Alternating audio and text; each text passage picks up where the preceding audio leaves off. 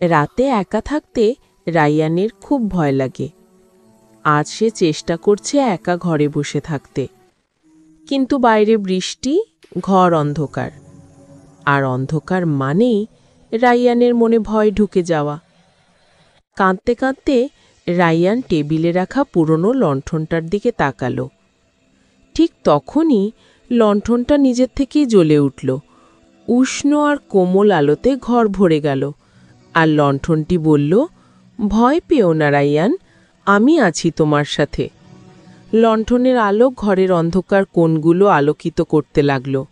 রাইয়ান অবাক হয়ে দেখল, যেখানে আলো যাচ্ছে সেখানকার ভয় ঠিক উধাও হয়ে যাচ্ছে। লণ্ঠন বলল, অন্ধকার ভয়ঙ্কর নয় রাইয়ান, ভয় থাকে তখনই যখন আমরা নিজেদের সাহসের আলো জ্বালাই না। সাহস থাকলে কোনো অন্ধকারই তোমাকে থামাতে পারবে না।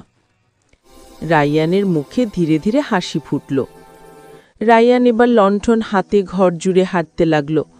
যে ঘরটা একটু আগেও ভয় লাগছিল, এখন সেই ঘরটায় উষ্ণ আলোতে পরিপূর্ণ। রাইয়ান বুঝে গেল, ভয়কে দূর করার একটাই উপায়, নিজের ভেতরের আলো জ্বালানো।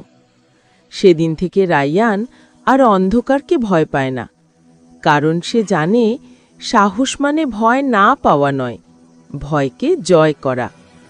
ভিডিওটি ভালো লাগলে অবশ্যই একটি লাইক ও কমেন্ট করো।